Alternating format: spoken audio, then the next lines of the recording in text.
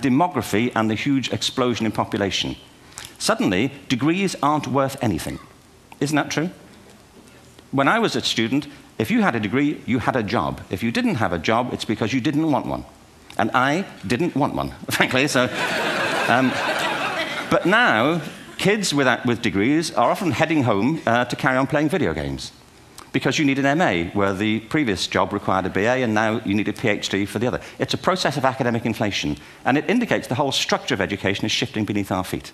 We need to radically rethink our view of intelligence. We know three things about intelligence. One, it's diverse. We think about the world in all the ways that we experience it. We think visually, we think in sound, we think kinesthetically, we think in abstract terms, we think in movement. Secondly, intelligence is dynamic. If you look at the interactions of a human brain, as we heard yesterday from a number of presentations, intelligence is wonderfully interactive. The brain isn't divided into compartments. In fact, creativity, which I define as the process of having original ideas that have value, more often than not, comes about through the interaction of different disciplinary ways of seeing things. The brain is intentionally, by the way, there's a shaft of nerves that joins the two halves of the brain called the corpus callosum. It's thicker in women. Following on from Helen yesterday, I think this is probably why women are better at multitasking. Because you are, aren't you? There's a raft of research, but I know it from my personal life. If my wife is cooking a meal at home, which is not often, thankfully, but you know, if she's doing... No, she's good at some things. But if she's cooking, you know, she's dealing with people on the phone, she's talking to the kids, she's painting the ceiling, you know, she's doing open heart surgery over here. If I'm cooking, the door is shut, the kids are out, the phone's on the hook. If she comes in, I get annoyed. I say, Terry, please, I'm trying to fry an egg in here. You know,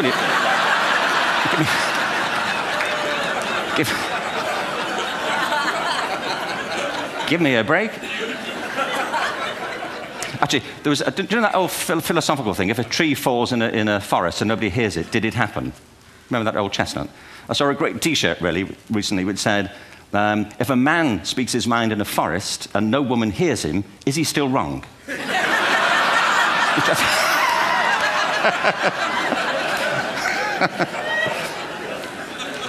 And the third thing about intelligence is it's distinct. I'm doing a new book at the moment called Epiphany, which is based on a series of interviews with people about how they discovered their talent. I'm fascinated by how people got to be there. It's really prompted by a conversation I had with a wonderful woman who most people have never heard of. She's called Gillian Lynn. Have you heard of her? Some have. She's a choreographer, and everybody knows her work. She did Cats and Phantom of the Opera. She's wonderful. I used to be on the board of the Royal Ballet in England, as you can see. And anyway, Gillian and I had lunch one day. I said, how'd you get to be a dancer? And she said it was interesting. When she was at school, she was really hopeless. And the school in the 30s wrote to her parents and said, we think Gillian has a learning disorder. She couldn't concentrate, she was fidgeting. I think now they'd say she had ADHD. Wouldn't you? But this was the 1930s, and ADHD hadn't been invented, you know, at this point, so it wasn't an available condition. You know, people weren't aware they could have that. Anyway, she went to see this specialist. So this oak-panelled room, and she was there with her mother, and she was led and sat on this chair at the end, and she sat on her hands for 20 minutes while this man talked to her mother about all the problems Gillian was having at school. And at the end of it, because she was disturbing people, her homework was always late and so on, little kid of 8, in the end, the doctor went and sat next to Gillian and said, Gillian, I've listened to all these things that your mother's told me. I need to speak to her privately. So he said, wait here, we'll be back. We won't be very long. And they went and left her. But as they went out the room, he turned on the radio that was sitting on his desk. And when they got out the room, he said to her mother, just stand and watch her. And the minute they left the room, she said she was on her feet, moving to the music. And they watched for a few minutes, and he turned to her mother, and he said, you know, Mrs. Lynn, Gillian isn't sick. She's a dancer. Take her to a dance school. I said, what happened? Said she did. I can't tell you how wonderful it was. We walked in this room, and it was full of people like me. People who couldn't sit still.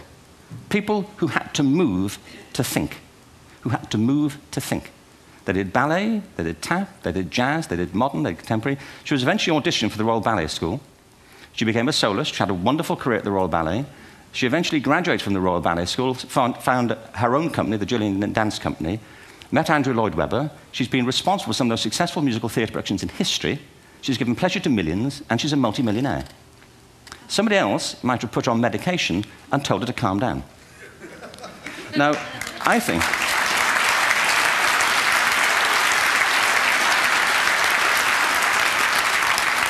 What I think it comes to is this. Al Gore spoke the other night about ecology and the revolution that was triggered by Rachel Carson.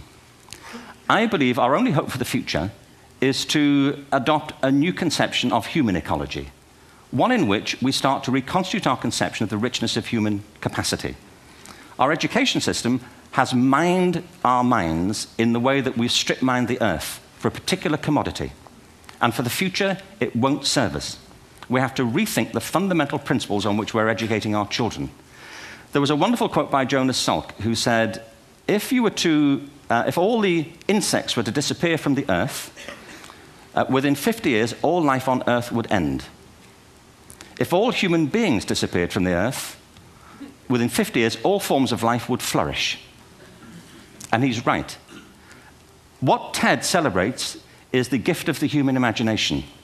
We have to be careful now that we use this gift wisely and that we avert some of the scenarios that we've talked about. And the only way we'll do it is by seeing our creative capacities for the richness they are and seeing our children for the hope that they are. And our task is to educate their whole being so they can face this future. By the way, we may not see this future, but they will. And our job is to help them make something of it. Thank you very much. Bravo. Hierher.